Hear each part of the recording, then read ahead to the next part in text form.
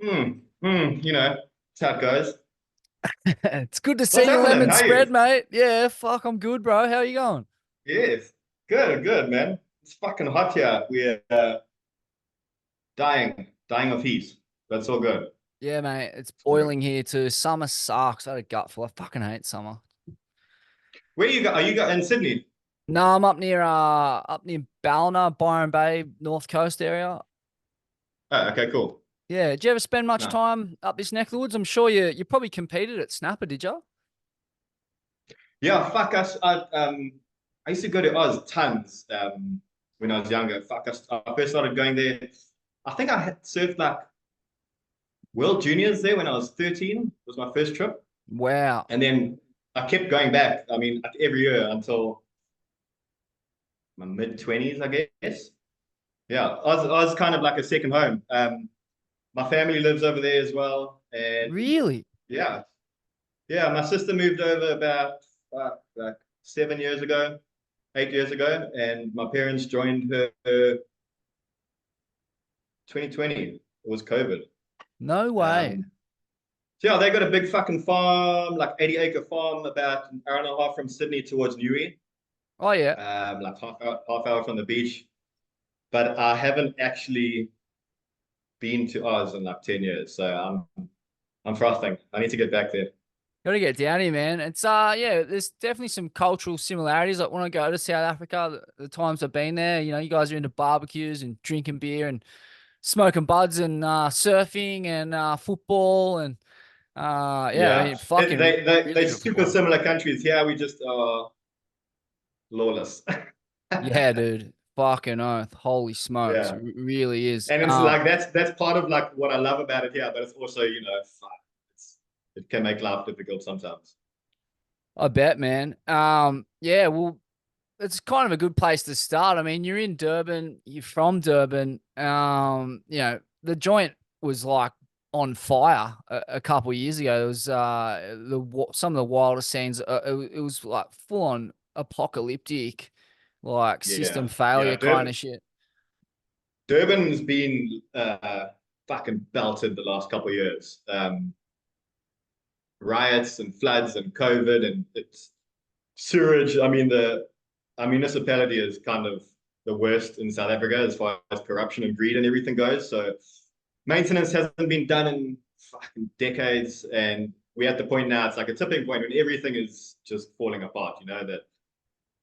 So there's a lot of shit that's going on here, um, but we carry on. We keep going. Yeah. It was interesting too. I mean, before we get into the surfing, but like yeah, it seemed kind of cosmic that on the back of all that drama and upheaval, you guys won the Rugby World Cup recently, and you had a guy from the townships of Port Elizabeth captaining the team, and mate, it Yeah. was like properly, for me, it was emotional scenes. Like I was choking back tears watching the nation come together. I love South Africa. It saddens me that it's in the situation that it's in, and seeing the way sport can unite people. What was that Yeah. experience like? So personally, I don't really follow rugby, all that stuff. But as you said, like South Africans are super glued together by sport. It's kind of the one uniting thing that kind of brings everyone together. Um, so whenever there is shit going on, everyone kind of rallies behind our sport teams because it's the one thing that we seem to be able to do relatively well. And yeah, I mean, sport doesn't fix everything, but thank God it's a uniting factor in this country. Rather it be that than not, I guess. Yeah. And Durban, like, what was it like growing up there? Speaking of the crime and violence and the problems, the lawlessness of South Africa, like, how did you go? Were you able to avoid that? Or it seems to me like everyone you chat to there has some fucked up story of getting robbed at Yeah, gunpoint or knife point. yeah. So how's this? Fucking yesterday, um, my daughter was getting dropped off here by mom, and they were coming from town through here, and like 9:30 in the morning, broad daylight, guy smashed in through the window. My daughter was in the back seat, glass flying everywhere. They stole shit out the car. she is in like complete fucking hysterics. Thank God nothing violent happened. Um, but yeah, she's traumatized as fuck now, man, and it rattled me as well. But like, so I was talking to my wife yesterday about this, and it's just like living here is kind of not if something's going to happen, it's when, and it's a reality that you live with like every day. Um, I have a street photography project documenting Durban, and I've been doing it since 2020. And the shit I've seen in the city is like, man, it's hectic. I got last year I got jumped by three guys with knives, and I've seen people get stabbed, and it's no joke. But I mean, a lot of the reasoning is poverty, man. It's like, what do you do? People need to eat. People have no money. There's no opportunities for people to raise themselves out of anything here. So what's the Mm. quickest way to help yourself is take something, you know, and living here, like I'm well aware that I'm one of the incredibly privileged fucking people in this country. So it's like, although things like yesterday happen and I get super fucking mad and it drives me insane, I understand why it happens and I understand where Mm. it comes from. And there's just a, it's unfortunate that our government is so corrupt, man. Like our people could be helped pretty easily with, I mean, the billions and billions and billions and fucking billions that have been stolen over the last 20 years is like mind-boggling. And just a fraction of that could help, you know, everyone. But I guess that's kind of worldwide too. You just see corrupt governments stealing from their people. And it feels like we're at a point in time now where there's this shift that's happening. And Mm. I'm grateful for that. I guess you kind of need some kind of catastrophic crumbling before things can get rebuilt, you know? Mm. It's mad. It is mad. That's the thing about poverty. When it exists in large amounts in your culture or your society, like no one's safe. The rich get no peace either, you know. So it's a zero sum game. Sure, you might be wealthy in a country that is mired in poverty, but what's the point of being wealthy when you're not safe? And if you're not safe, you're not free. So Yeah. you may as well just have less money and more equality. I mean, seems to me anyway. Obviously, that's Yeah. a Yeah. problem that is beyond any individual to fix. But man, it's so hard. I feel for you, man, because like seeing you the way you kind of carry yourself, just I'm only getting to know you now, but through social media and stuff, you're a truth seeker and Yeah. truth teller, and that street photography project. What an amazing way to use your platform, and you Yeah. clearly one of the people really invested in bringing about a better state of affairs for your countrymen and the overwhelmingly black populations in the townships that surround all of South Africa. So I feel for you, Yeah. man. It's that's so heavy hearing that happened to your daughter yesterday. So sorry about that. Yeah. Thanks. It is heavy. Obviously, I'm grateful that nothing happened, like really happened besides internal trauma for it. But yeah, I mean, growing up here, I feel like that's kind of what's inevitably pushed me to try and change something in any way that I can. You know, I've got some little fucking following online, and I just feel like posting random shit is kind of weird when you've got an opportunity to use your voice for something, you know, and like I guess it's a couple of years back in 2019, I think, just before COVID, was when I really got into trying to like make a difference. There was, I don't know if you know about the Transkei just down the coast from us. Yeah, It's no. like this World Heritage Site, marine protected area, like fucking the most magic place you've ever been in your entire life, type of vibe. And I've been going there for the last 20 years. And it's when you go there, you realize, you know, every time you go there, it's like, okay, this is what life is meant to be, you know? And Shell tried to come and fucking start doing their deep sea blasting and oil exploration and all that shit. And a friend sent me a post about it. And I was like, you know, sometimes you see things and you just like, ugh, like it hits you. And I was like, fuck, I got to try do something. So we made a post, talked about what was happening, and it blew up. And long story short, we ended up stopping Shell from coming and blasting in that area. So it really opened my eyes to, I think I was super cynical before that, and one person can't do anything. You know what I'm saying? Mm. I'm just here. What can I do? Until I tried, and fuck, man, it's like if you stand up for what you believe in and you have conviction and passion, you can unite people, and you don't have to wait for government or institutions to make change. You can get people to fucking make change, So yeah, it's something that I wouldn't feel right not doing, if that makes sense. Mm. It's such a beautiful message, man. And it seems to me that ultimately the change almost always has to come from the grassroots and move up. And I mean, in your country, like we've seen what surfers can do there. You had the apartheid boycott with Curran and Tom Carroll and Shane Horan and Martin Potter and a lot of other sportsmen from that period. And mate, these were sports people are generally, blue collar people, who ground their Yeah. way into they weren't born into greatness or money or any of that. They had to earn their way there, and they take their blue collar values with them. And when they see shit that stinks, they speak up, and systems crumble Yeah. because they have a tremendous influence, sports people. And it's the beautiful thing about sport, when sport and politics mix, people say they shouldn't. I completely disagree. I think that's the best things that have ever happened in our society have almost always come from sportsmen who've used their I platform. agree, fucking 100%. Absolutely.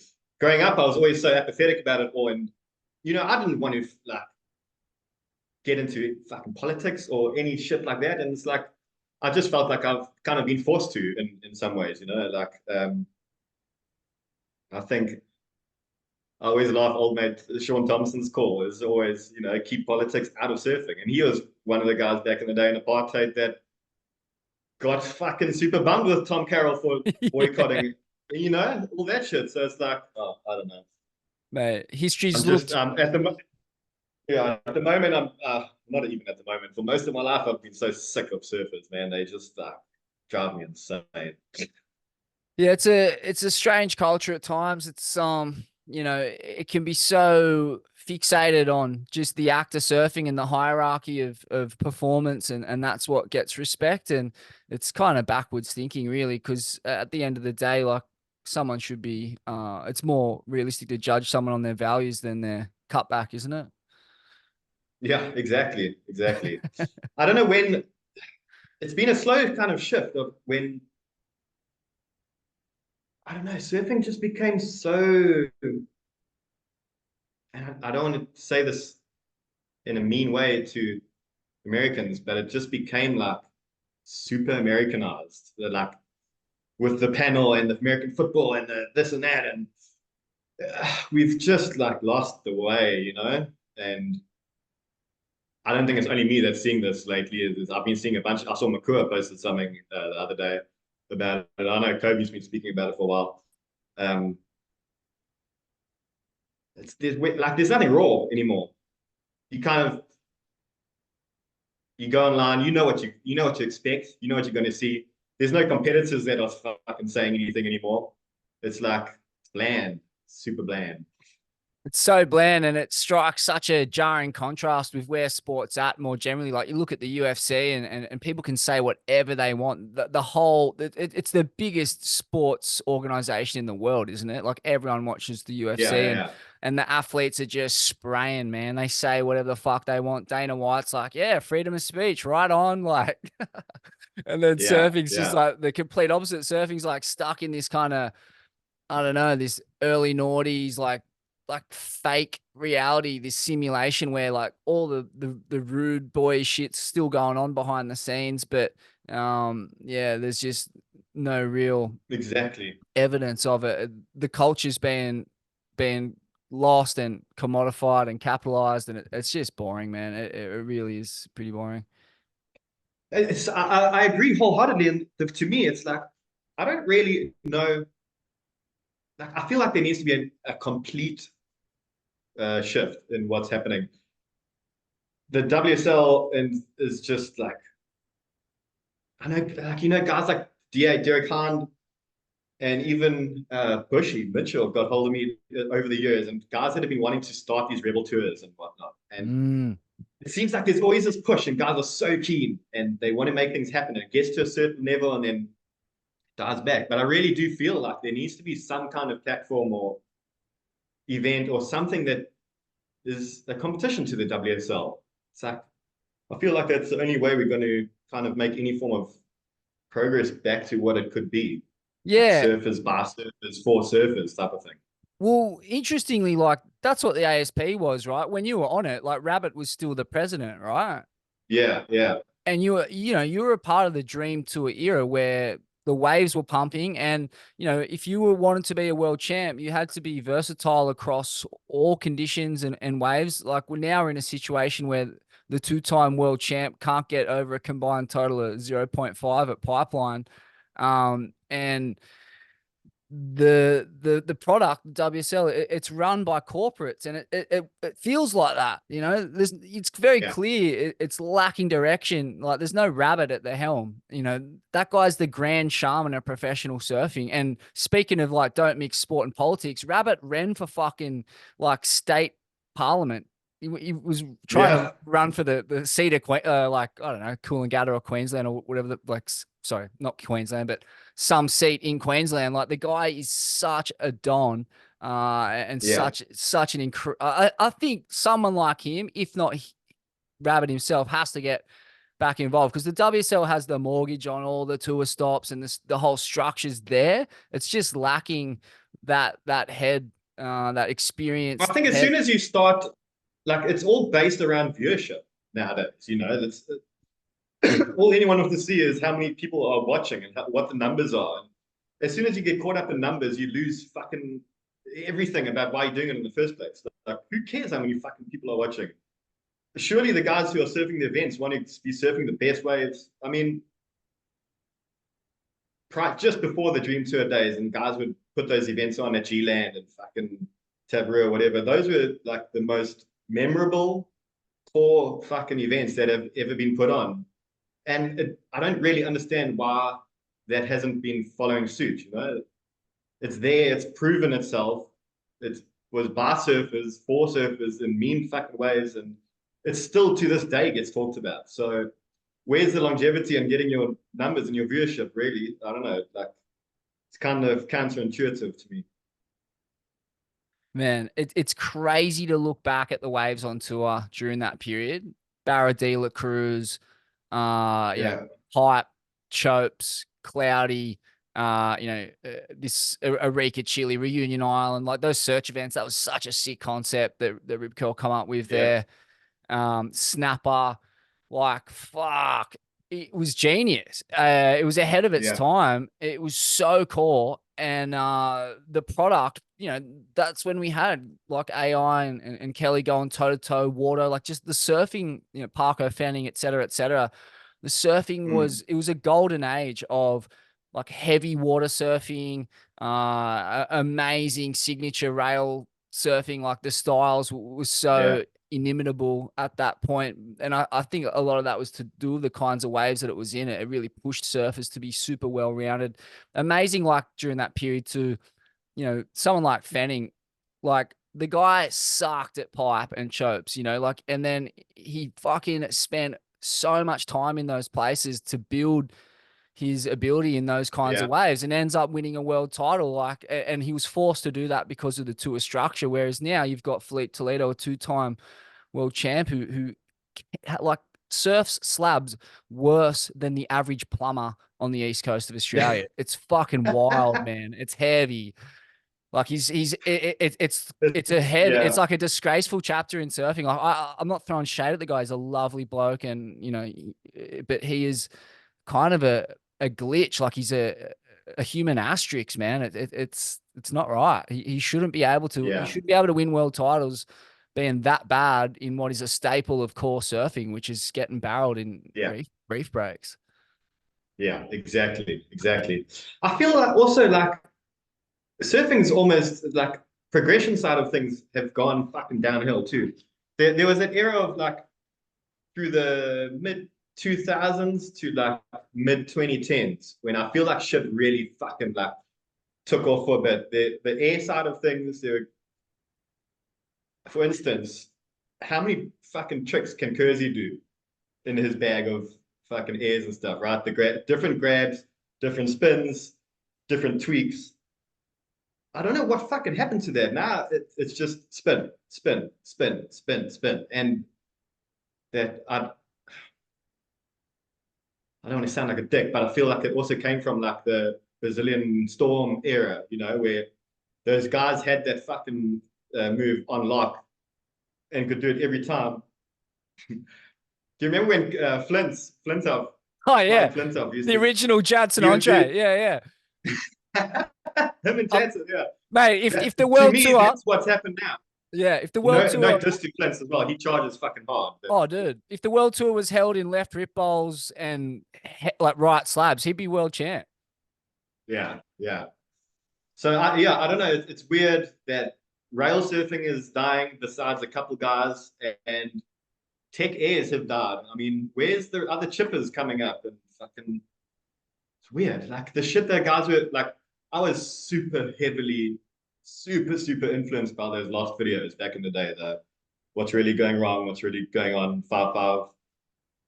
And honestly, how long? That's over 20 years ago now. And the shit they were doing back then, I mean, there's still 90% of guys can't do a varial, you know? And that's like 20 years ago. It's weird. I don't know what's happened, but I think we need more skaters in surfing. Yeah, man. So coming up at Durban, mate, obviously the waves hump there. There's so much history in that part of the world. Give us a bit of an insight into your hometown. Like you've got that slab out the front that looks so mental. I actually can't believe how good that wave looks. And that was like you could hit a 5 wood from your joint and land it basically on the rocks there. I mean, Yeah. how epic was that? Yeah. Damn. Yeah. I got super lucky. I've lived here. I live in a place called The Bluff, and it's like 20 minutes from the city. Um, but we kind of like, I guess, the Maroubra of Durban, where it's like this where it's been like rough and tough and come from the bluff, smoke the green stuff. You know, so it's we've always had that like kind of rep here. And growing up, it was like it was pretty hectic. Like just guys getting slapped in the water constantly. Um, just like no town clowns allowed. Fucking like it was hardcore, you know. And the rep still stands today, but I mean the shit's kind of died down. But yeah, we've got like even though it's 20 minutes, it's like right in the center of everything. We live kind of in a little industrial zone you have to get through to get to us, so it keeps a lot of people away as well. But it is, I mean, like the Cape Rock's like a just slabbing, heaving backdoor type of wave. And whenever like Water or Hawaiian dude Andy and them would come out for the event here, they'd always come and try to get to the rock and just be like, dude, this place is fucking just like backdoor. And I'd get so frothed out and just be so keen, you know. And when did get to Hawaii, they were right. It was fucking like exactly the same. So yeah, I had a really good grounding in not gigantic surf, but you know, heaving 8 foot kind of barrels over reef. So that was really cool. And like when the rock isn't firing and it's just like onshore summer days like now, the air sections are insane. And I guess yeah, mad air wind, crazy barrels, and no crowds is like couldn't ask for more. Man, it's a shame. It's like you kind of came too soon. Like that's the formula for a really high profile free surfing career now. It's just slabs and big punts. And I mean, I guess during your tenure, it was, you know, if you want to be a free surfer, it was more kind of like Margot current style surfing, I guess, just, you know, pure rail and uh Yeah. barrels and stuff like that. But yeah, you're a bit ahead of your time in ways, I guess. I came up in a weird, yeah, it was a weird like transition kind of period. And fuck, man, from like when I was like 15, all I wanted, Bruce Hines was like my absolute idol. And all I wanted to do was just make video parts and be a free surfer. But in South Africa, that was obviously not an option. We had Frankie who was doing it, but Frank got picked up by DH like about 10, 15 years before me. And his career had already kind of started winding down in that free surfing world. So I had to be a competitive fucking guy to get anywhere in surfing. And I was pretty good at it, but it like, God, after my whole junior career, QS, and then getting to the CT, I was like so disillusioned. The first year on tour, I was like, this is the pinnacle, you know, fuck. And like almost immediately from the first event, I was like, well, I'm not so into this. And yeah, I remember being in Hawaii at the end of one year, and Dean Brady was on the Rip Curl team, and he was their free surfer. And I remember sitting with him the one evening and just being like, man, fuck, how can I do it? I wish there was a way I could just do what you do. Fucking seems insane. And eventually, after tour, fucked out for a bit, and I did find myself into free surfing. I made make very little fucking money, but hey, I got to do what I always wanted to do. Thank God. But yeah, it was a really weird stage of having to do something that your heart's so not in, and it fucked my mental state up completely. And although there were many, many years of like fucked up mental state, it's pushed me to where I am now, and I've learned like more than I could ever imagine learning, not going through that, you know. Yeah, so talk us through your trajectory through the pro surfing ranks. You mentioned going to Australia for the World Juniors at 13, man. Fire, that's so young to be traveling abroad. What were the circumstances there? Did you have a chaperone? Like, what were you being exposed to at that age? Like, I understand during your era, that was still the wild old days of professional surfing. Like, I was covering the tour right around then, and it was fucking loose, dude. It was loose. It was so loose. I was talking about this the other day, actually. Yeah, that trip. I think I went with my sister. She was a really good surfer as well. So we were both on the South African team, and there was a whole team, and we went there together. So it was kind of like babysat a little bit. But I think I was like 15 when I started traveling solo internationally, and I was 15. I won this like junior comp at D-Bar of Billabong, one of the Billabong juniors. And God, man, like over the next 5 years, from 15 to 20, like in hindsight, sending out a kid into the world at that time was like fucking hectic, man.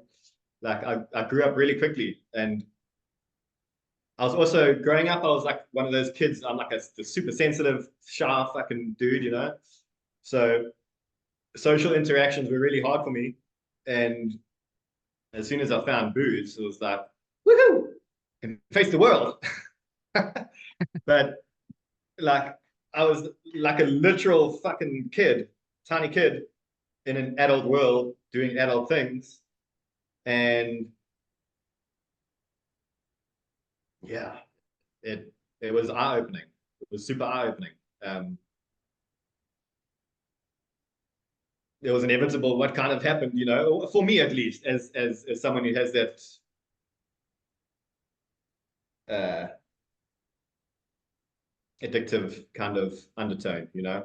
I Mm. also for me growing up, my heroes were guys like Watto and Andy and Bruce and Corey, and it took me a while to kind of understand that. It was actually Dingo that told me once. He was like, bro, look up to them for their surfing and that kind of shit. But like, why do you care about their lifestyle? You shouldn't be looking up to that. Like, And that was like, I was deep in addiction at that point. And I was like, oh, fuck, whatever. Um, but yeah, I was super, super influenced by people who were just straying from the norm, I guess.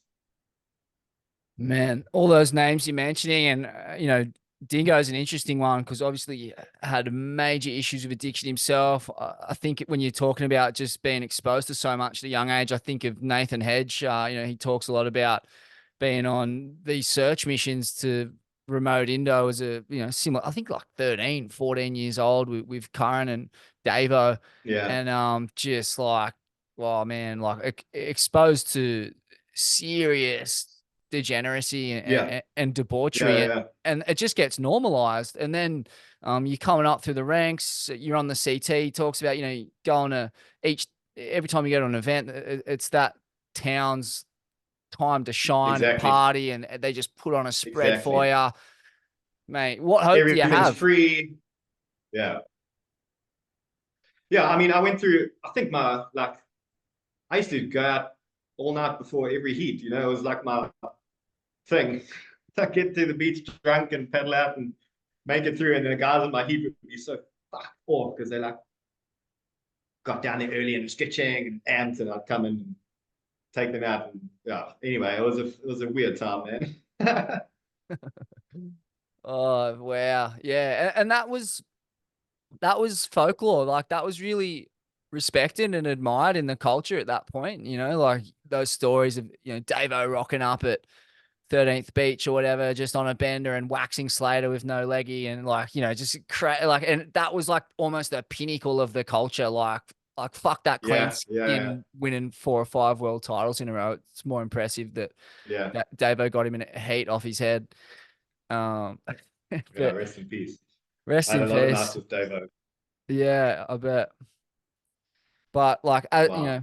mate, whether it's Davo, whether it's AI, like, and then you Dingo and Hedgies guys who really were driven to the absolute depths of despair, like brutal, like It's funny torture. also though, you mentioned a couple names of guys that used to go hard and whatever. But dude, when I was on tour, I could probably count maybe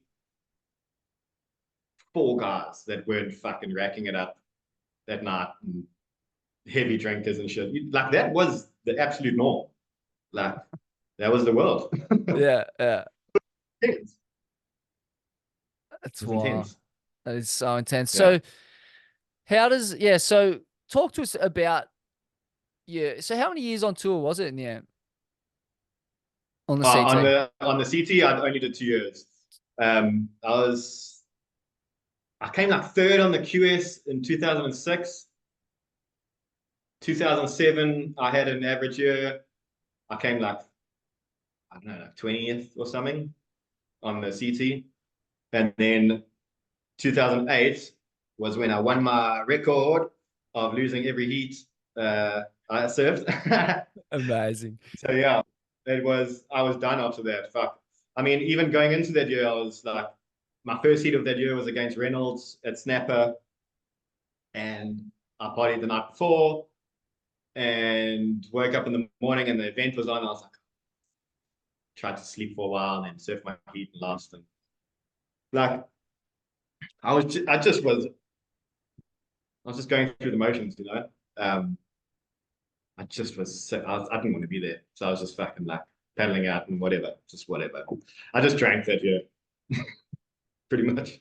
Yeah. So was that year the culmination of just years of debauchery and just drinking, and like that lifestyle kind of all came to a head in that year? Or like what drove you to overindulge that much? Was it the culture? Was it yourself? Was it just competitive surfing sucking the joy out of something that you loved so much? Yeah, like a combination of things. I mean, I was still young then, man. I was like 23 when I was So in my young. second year there. That's crazy. So like when I was like 20 years old, I won the Gunston 500 thing here. And I look back on it and like, fuck, I look at a 20-year-old now, I'm like, holy shit, man, that's like a proper kid. And the same thing, like I ended up getting like alcohol poisoning that night, for the next like 4 days. I was in bed, just dead. And like I'd been drinking heavily. Like if I drank, I drank. You know what I'm saying? Like, so from like I'd say I had my first drink when I was 14. By 16, I was like blackout kind of drinking. So from then until 23, that's only like a couple, like 5 years or whatever, you know.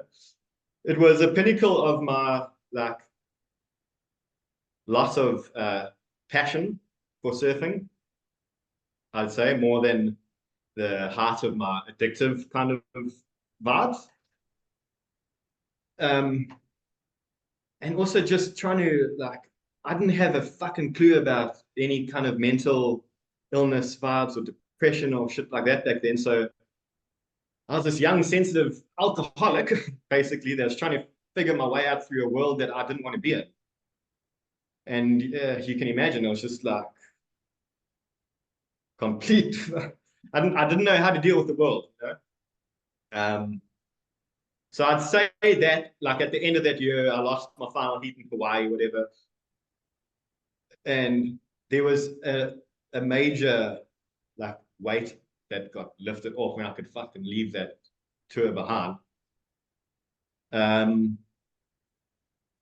then, like you know, then again, the next couple of years after that is when I started free surfing. But then there was not even like a contest to semi keep me under wraps. You know, there was nothing. I could just go out every night, could do whatever I want. And as long as back in that day there wasn't really social media, so it was I'd make sure I got shots in the mag every month, and I was doing trips all the time. But like partying was the number one. You know, it wasn't having to get myself ready for events. It was get myself ready to go out, type of thing. It's crazy. It wasn't that long ago. And you just think about how poor mental health literacy was. Like we just had no concept of what it took Yeah, to make good mental health. Like it's, you're traveling the world, you're partying, you're eating weird foods, you're waking up at weird times. Like any one of those things on their own is enough to like throw you out of whack and kind of give you a little taste of depression. Doing it 100%. nonstop for Yeah, 9 months of the year, like it's almost inevitably going to create some yeah, serious mental disturbances. Layer on top of that, alcohol and drugs, and like you're yeah, fucked. yeah. I mean, that was like for alcoholics, when you whatever age you start drinking heavily at, for me, say it was 17, you mentally are stuck at that age. So I mean, I ended up being like a 30-year-old in rehab that had like a 17-year-old's kind of ability to deal with things, you know. And it was God, I'm 38 now. So the last 8 years, I've just like been learning how to deal with the world and myself and how to just get up and you know be a human in this fucking existence, which has been radical. And yeah, it's supremely eye-opening just knowing that you don't have to fucking accomplish a single thing to be successful in life. All you have to do is wake up and fucking be here and be alive. That's it. You're living the human experience. And yeah, I mean, so for so many people, you get caught up in having to achieve. I think as soon as you have a goal, what happens when you get achieve that goal? What next? You know, like there's in a cycle. Success breeds the need for more success, Mm, more and more mm, and more. And are you ever going to be actually just fucking still? You know, just yeah. So yeah, mm. that's kind of what I've been learning. That's profound, man. That is really profound. I mean, all this sense of achievement, this sense of success that we have in the West, it's kind of a mirage of capitalism, isn't it? Because at the end of the day, like success really, what success is what makes you feel good. And what makes you feel good is generally connection to other people, to nature. Yeah, And, you don't get a trophy. There's no world tour for connecting to nature or yeah, people. There's no like, you can't make a living off that. You can't sell things off the back of that. Those things are free, and yeah, you get them, by being still and just waking up and experiencing life every day. And those simple joys, I mean, you would see them in the townships a lot where they have nothing. I'm sure there's such great lessons to be learned from those people who have nothing, and they get so much joy from singing and connecting and community. And these are things in the capitalist West where, we're constantly competing against each other, climbing over each other for more, to accrue more capital. And Mm. it kind of It's capital over community, really. I guess that's the completely. like main thing. Yeah. And that's been a yeah, I guess like I said earlier about the Transcar, when you go rural, or you go country, or however you want to put it, you within hours of being in a place like that, all the shit falls away, and you're like, okay, here it is. Here's my connection right here. And I was like, also learning. I'm like really into meditation and shit like that, and I'd say that's been like the number one thing that's helped me through everything. But just also learning to accept that life's fucking hard sometimes. Life isn't just an upward trajectory. You just constantly doing this. And so if you can be okay when you're down here and when you're up here, you can realize, hey, this isn't going to last. It's going to be another cycle. Fuck, it becomes a lot easier to deal with shit and not get so caught up in the day-to-day bullshit. You just flow, just go with it. Just say, okay, what next? Mate, I love that. It's so true. And meditation, yeah, it's been massive for me too. I meditate every day, like 40 minutes to an hour, and it, it's a refuge, a place where it's always there for you, and no matter how bad things get, there's this place that you can. I think of it kind of like a safe place, a place to retreat Mm. to, and recalibrate and recharge. And yeah, it is And amazing. isn't And it cool that it's not something that you do for any type of gain or any type of betterment or anything? You just do it because it's good. You feel good. There's no like ulterior anything. You just sit in silence and everything else falls away. And that connection where it comes up again, to me, I can feel like the whole fucking world and universe sometimes when I'm that quiet. yeah. Like, okay, I'm here. What an amazing feeling that is. It's so beautiful. It's funny, man, looking at you here, like people who'll be listening to this, most people will be listening to this, they won't be able to see what you look like. You got a barbed wire tattooed across your forehead, you got neck tats, you're a classical freak. And I mean that in the best and most glowing way possible, because freaks are the only people I fucking trust in a world as backwards as the one we live in. Yeah, I yeah, trust people who look like you way more than some guy in a suit driving an Audi. Um, yeah. and yeah, capitalism, like it seems to me at this point, like a big part of it is like all the stories that we tell ourselves. We tell ourselves all these stories. Like capitalism fits so perfectly with the ego, and all these stories we tell ourselves about being successful and strong and powerful and achieving and this and that. And then you go to somewhere like the Trans Sky, and it all melts away bit by bit, and Mhm. you're left with nature and stillness, and these things, and the stories kind of just melt into nothing. And it's hard to let go of them sometimes, because you've spent your life, there's so much heavy conditioning, and it's like, oh, what, like, so just by sitting here around a fire cooking some beans with my mates, like that's as good as it's ever gonna get. Like it's a little, Yeah, yeah, yeah, but that is as good as it's ever yeah, gonna get. yeah. I don't think you can get anything better than that. It's a. I said earlier that we're in some kind of a fucking shift, universal shift, and I really do think that you just look at all the different systems around, like worldwide now, that seem to be crumbling, and at the same time, like me and you wouldn't be having this type of conversation 10 years ago. You know what I'm saying? Like there's this destruction of certain things, and at the same time, a beautiful fucking uprising of another part. existence. And everything in life is balance, and you can't have one thing without the other. But I do feel like, in a general sense, people seem to be waking up. And I don't want to sound like a fucking conspiracy theorist or some shit, but people are waking up to what is being told to us and what's happening in the world. And there's only a certain level of greed that you can witness and see before you got to just start asking some kind of question. Totally, man. And a big part of that awakening is the kind of mainstreamification of these methods like meditation, like breath work, and the way it's permeated the likes of, you guys got guys like Joe Rogan, for example, guys like even like Kobe, like, I was over there in Bali with him. We're doing so much breath work together, and, people like yourself, Tom Carroll, guys who've lived the absolute excesses of their capitalist experience only to be brought to their fucking knees with misery and suffering. And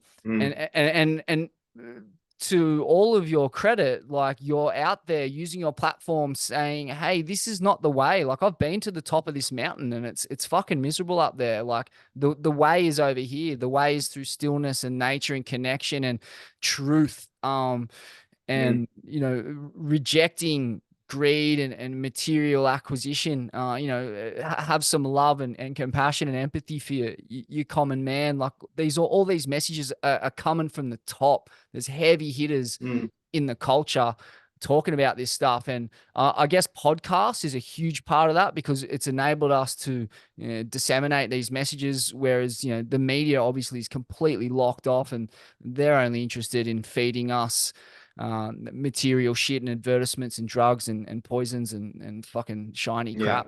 Yeah. Fuck, I was going to say something, man.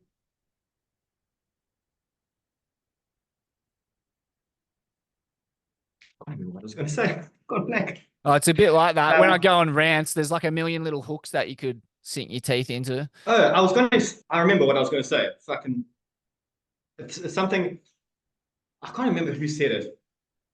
Might even been like Jim Carrey or someone, but I truly believe this, and I wish that every person would achieve like the highest fucking goal and get all that money, get everything. Because I at one point I had a credit card I could fucking swipe whenever I wanted, and I was traveling to the most insane places in the world and just living this absolute dream, and it almost killed me. You know what I'm saying? That kind of material success, whatever it is just a weird little blanket that we put over ourselves. It doesn't actually give you anything of value ever. In fact, all it will do is create more anxiety and more fucking problems and drama in your head. I guess maybe there has been a little shift in saying this as well. Guys like Griff and that whole like San Clemente crew are heavily into the new way of like doing things. They might not be the Waters and the Corys of the past, but it's kind of refreshing just to see like something a bit different, and they like stick to their guns and they're not ashamed about it. And totally. I see them flowing more than anyone else. So I'm stoked that's happening. Jack Robinson's another one, and mindfulness is so big on the world tour. Yeah. Molly Picklum, you see a lot of surfers meditating before their heats, and meditation suffers from this stigma that you're going to end up, dressing in linen with juju beads and shit. It's completely not true. Like, you're a classic example of that. You're more yourself now than probably at any other point in your life, and I feel exactly the same. I'm completely unapologetic and unafraid to be who I am. Whereas in many iterations of myself, I suffered from imposter syndrome and many of these things where I, didn't feel worthy or whatever. And I would have to try and act and behave in a way that would, appease my idea of what the person thought they wanted. Like just fucked up in the head. Yeah. And like all that shit's melted away since taken up meditation and breath work and these things. But then chatting to Griffin, it's interesting. He goes, but I can turn it on. There's a bit of water in me too. Like, I know how to be Wardo for a night, like, and that's cool too, Mm, and that's mm. fine. You can do it all, like, but They meditate. semi understand the balance, I guess. Yeah, exactly. There's balance there. Exactly. One thing I wanted to bring up as well when you're talking about just all that shit in your head, and the one thing that like literally was like a light bulb that went off in my head. It was just I was reading a book and it said uh, just watch the thinker, and it created this disconnect for me. I was like, wait, I'm not my mind. I can watch. I'm aware of my mind, and I fucking like light bulb. I was like, holy shit. I'm not these thoughts. That isn't me. This is like this separate thing that's just like monkey mind. And it literally like was game changer for me. And so since then, it's just been like a slow process of just trying to break down that ego, and really understand who and what I am in this weird ass world. That is so crazy, man. Witnessing your thoughts. Once when you realize that you're not your thoughts, like that is that is high consciousness. That is heightened consciousness because your thoughts will tell you to do all kinds of silly shit. And the more you're able to just observe your thoughts, then you're able to connect the patterns of thinking to the way you're feeling. Like you start to realize that when you're tired or you're stressed, like you start thinking a certain way, and man, that's so powerful. Talk to us about you know, reconnecting with surfing, like and when did that happen for you? Like when were you able to kind of rid yourself of the constraints of that professional surfing, that competitive surfing life put on you, and find the love and joy again? Yeah, I'd say there was obviously the period after tour where I was still young enough to be doing the mad shit I was doing and surf at the same time. But after like years of doing that, your, I mean, basic serotonin levels and shit just deplete, and that doesn't make you want to wake up and go surf in the morning. And it ends up becoming a little bit of a cycle where you go out, you're sick for a few days, you go out again, you go out for a few nights, then you're sick for a few days. So like there's never really time to surf when you're in that kind of a cycle. Um, so like my journey's been a bit of a like up and down one as well. I made a post the other day, like June of this year will be 10 years since I first stopped drinking. And I've had two short relapses in that period. Yeah, two two rehab sessions. Um, but yeah, for like as soon as I stopped drinking, there was obviously an insane amount of like shit to deal with, but that immediate refuge was the ocean again. Like I would just be like completely losing my fucking mind, but I knew that I could just go down to the water and jump in the water, and for a bit I would be like, okay, I'm home, I'm fine, all's good. So that, yeah, I became sober, and I just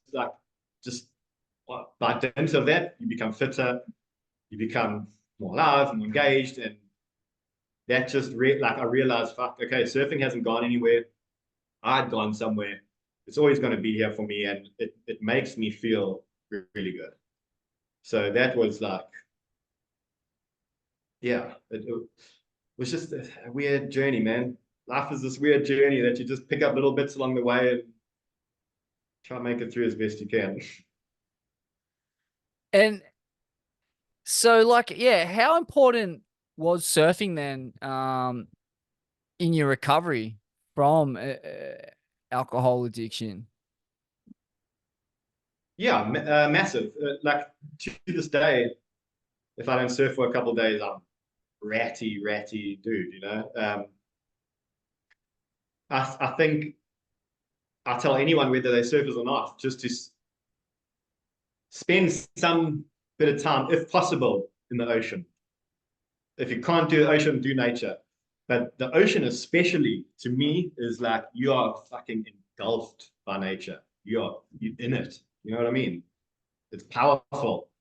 Like on top of that, with all the water and foamies and shit circulating, there's like an excess of oxygen around. So your body's happy with you. Nature's stoked you involved with her. It's like, even if you've never heard the word spirituality in your life, that kind of is it, you know? There's the ocean. It's going to teach you some things. Um, and surfing itself, like humbles you, like constantly. Think like when I paddle out at the rock here and it's big and I get too comfortable, what? It knocks me down. So surfing is almost like a metaphor for life in a way. You know, you learn how to deal with those knocks and those falls and shit, and you get back up and you carry on. And yeah. And I understand on the backside of the addiction, like you and your mates just kind of hit the road and started chasing waves all over Africa. Can you take us inside, one of your favorite trips, or yeah, just give us an idea of what that looks like for people Yeah. who.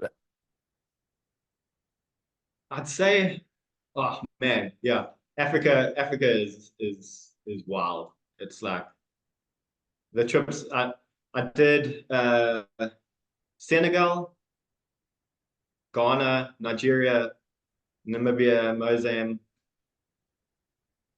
I'd say my trip to Nigeria was like fuck. It was hectic. It was scary. Like we arrived there and we had a connection who his father worked at the airport. So he had like a big Hummer and security and shit. So we like picked up at the airport, taken to the safe house of his and all cool. Made our way the next morning to the beach. So you have to kind of go through the harbor and get a little boat that takes you through the harbor to the beach around the corner where there's like a sick wedge. And if you don't know, like Nigerians are aggressive and loud just as a baseline. That's how they interact with each other. And like it's a lot of shouting and it's intimidating. So getting through the boat, just to the boats, was like, oh, where am I? What the fuck? And then we got to the beach and we were checking out the waves for a while, waiting for the tide to change. And like 10 meters behind us, there was a woman who was having her daily prayer. And there's two separate factions of religion in Nigeria. So this lady was doing her one prayer and I don't know, she interrupted someone else. And this fucking guy just came up with like an AK, walked up to her head and was pointing this at her head, like directly behind us. And I'm like, oh shit, like day one, you know what I mean? And Wow. luckily the guy with us was a bit of a fixer and he ran up and he was like, yo, like calm the situation down. But that was like just one of the few things. I remember when we were leaving Nigeria, we had to take our boards to oversize and it was down like 3 flights of stairs in the airport. And they were like, follow this guy, this like beefy, like armed security guy. I was like, okay, seems all right. And like they're like kind of pushing, and like moving you through. And I got down to the bottom of the stairs, like into this fucking weird little room, and there was like a big ass pool of blood with a drag mark into a room with the door closed. And the guy was like pushing me down, and this guy was coming with a mop to come and clean this. Like, I was like, fuck, I was like shitting myself because things go wrong in Africa all the time, like all the time. But luckily, they didn't even like register that there was all this blood all over. They just told me to put my bag down, and I like made my way out of there real quick. But yeah, shit like Nigeria is probably the worst, but all over Africa there's just like man shit that goes on, and it's part of the draw card of what made it so enjoyable. Just trekking through the jungle in Ghana, trying to find waves and come around a corner, and you don't know what's there. There's In Africa, it's like as long as you have a little bit of cash on you, you can usually make your way through things. Wow, man. That's I'll leave it at that. yeah, that's insane. Yeah, Nigeria, man, home of Boko Haram, the probably the most ruthless and active terrorist organization in the world. I don't know, second to ISIS Yeah, maybe, but fuck, those guys are loose. loose, super loose. Man, I saw one of the things you're active on. You've been having your say on the Israel and Palestine conflict, which is interesting because South Africa has been a major player on the international stage in that space. They took Israel to the International Court of Justice, as you'd know, and charged them, or yeah, tried to charge Israel with Yeah, we genocide. were glued to our screens on that one. I mean, if I don't know how there's anyone who's grown up in South Africa and can't see what's going on. It's so mind blowing to me. I grew up. I was born in apartheid still. I was born in '85, and it was another 9 years or so before that shit left. So I'm a product. I've benefited from that shit.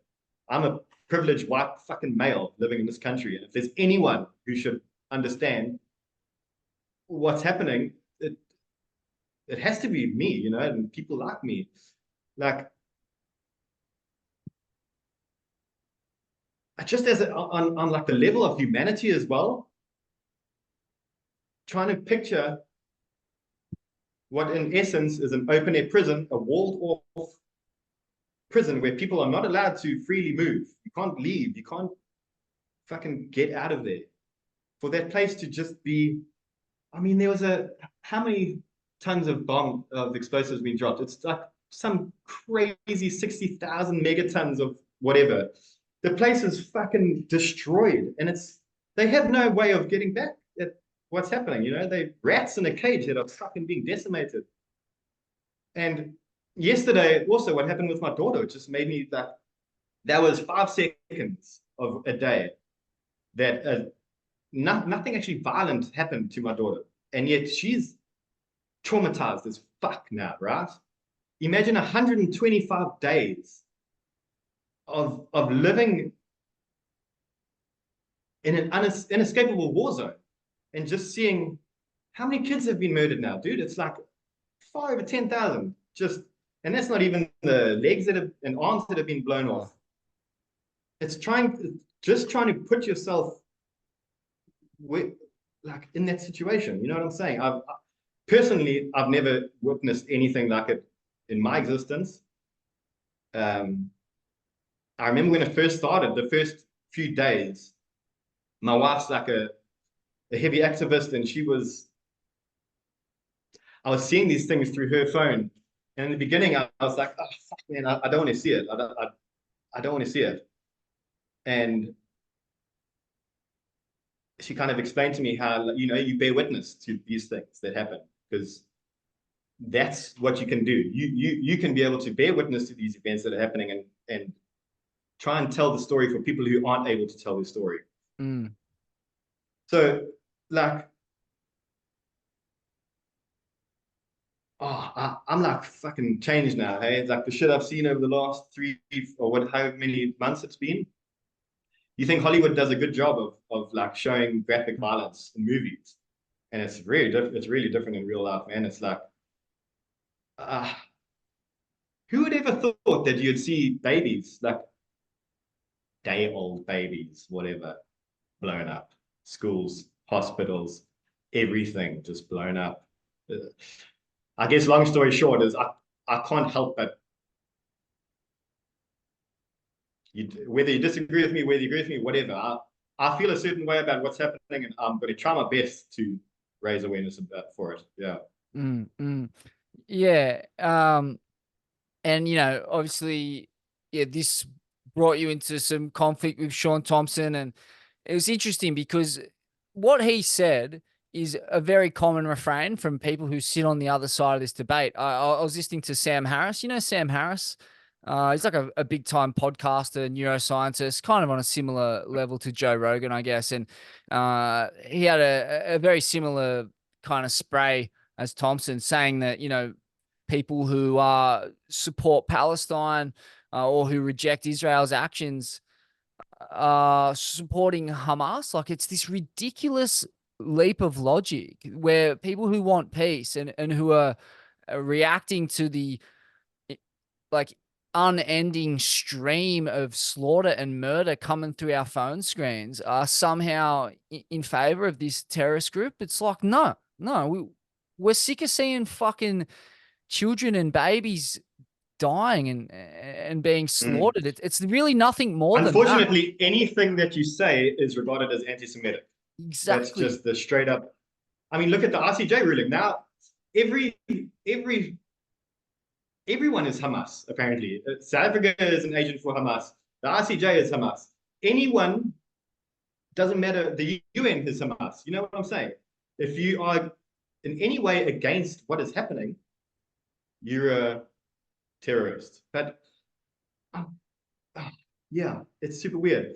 You know, unfortunately, if you actually look back, fucking Hitler is the guy who started, like, is the reason for all this. You know what I mean? He did that to the Jews. Now you're in a place where, and I have absolutely nothing against Jewish people. I fucking love everybody. I do not like Zionism. That's fucked up. But we're at a point in history now where 6 million people were decimated, and it forced a thing where there's almost immunity for Israelis to do whatever, you know? And with the backing of countries like Germany and the USA, oh, it's madness. But I think in saying all of this, you know, it's another thing that's happened where it's so clear to see just by how mainstream media and like your BBCs and CNNs and all of that, there's such fucking censorship over everything. It's weird, man. So yeah, everyone, like, to me, the global South is completely like joined forces now. You know, I don't know, there's this West, East, South dynamic that's happening, and it's super complicated, but I don't know. I It's just hope interesting, people man. have, I just The hope people, so people's humanity is kind of the thing that's at stake here. To me, it's bizarre.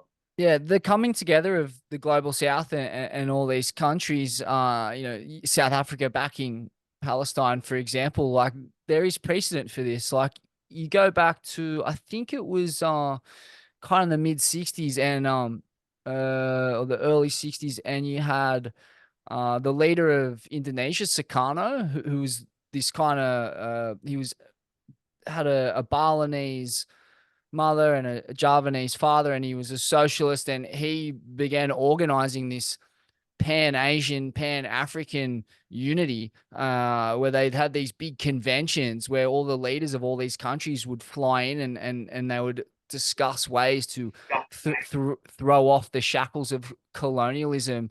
And bit by bit, pretty much every one of these leaders was deposed or shot dead by the CIA or some equivalent, you know, European or Mm. American force. And I Well, guess isn't it also funny that all the countries that are opposing ceasefire and all that kind of shit are the colonial countries? You know what I mean? It's like, it's, if you can't fucking see that, then I'm sorry, I don't. It's mad. we live in a simulation, man. We live in an information simulation, not where we're completely being fed and manipulated and conditioned in infinite ways. And a lot of people take the bait, and there's these ready-made tropes that you can just wheel out to people like yourself or people like myself or anyone who rejects seeing the slaughter that's taking place in Gaza. So, mate, full credit to you for being unafraid to take that stance and wear the consequences, which were pretty severe. Like, I can imagine, you know, copping a spray from Sean Thompson, who I understand like you worked for and you resigned over that. And mate, have you taken on any more fire because of him? Like, he's a guy of significant standing in South Africa and the surfing community in particular. Like, what's been Yeah. the fallout? What's been the process since you guys parted ways and had I don't that? know. I don't think I've had any more like, it's just another thing that happened for me. You know, I'm kind of used to being in hot water. just due to my past. But you know, it's been funny because I've always been anti-establishment and all that shit kind of growing up. You know what I mean? And I feel like nowadays I'm still anti-establishment, but it's somehow for the good, if that makes sense. Um, yeah, it was, if anything, through it all, I've just, in my view, gained a whole different following and respect from a community, you know? Um, yeah, it was a super easy choice to have made. Like, I was, I'd been brought on as creative director for the brand and whatnot, and I actually wasn't even getting paid. I was trying to just help him out and grow the brand. Um, and he had started on his own personal page putting up pro-Israel posts and support for the war and whatnot. And I would see them. I saw like two of them, and I was just at home like, okay, I've got to. This is my only form of income for the future that might be growing. What do I do? Like, I can't fucking speak up against this guy. And some friends of mine got hold of me, some of my artist mates here, and they're like, "Hey, like I'm throwing that shit in the bin. What's the deal? Like, what's happening?" And that was kind of the turning point. I was just like, I can't. Like, I'm not being true to myself if I'm here. It's fucking going after money when it's pure, like, so against my values. So yeah, it was. Well, it is what it is, really. And what it is a courageous stand, man. More people need to do that. Like there's, in a micro way, it is exactly what Tom Carroll and Shane Horan and Tom Curran did. They made an immense sacrifice to their careers, to their financial situation by rejecting apartheid in South Africa. And now, as a South African, you're rejecting apartheid in Palestine, and it's Mm. costing you opportunities. But as Well, Robert think Kemp, about it like this, right? It's costing me in all essence bullshit. What what is it costing me? Fuck all. I'm here. I'm healthy. I'm happy. Those guys over there are getting blown to fucking pieces. So it actually cost me nothing. If you think about yeah, it like that. yeah, exactly. Yeah. Well, I mean, it's cost you a relationship and, like it's Sure. a bit Sure. of drama and stress and whatnot, but like it's a small price Yeah. to pay compared to what they're paying over there. Mate, talk to us about your art. It's amazing.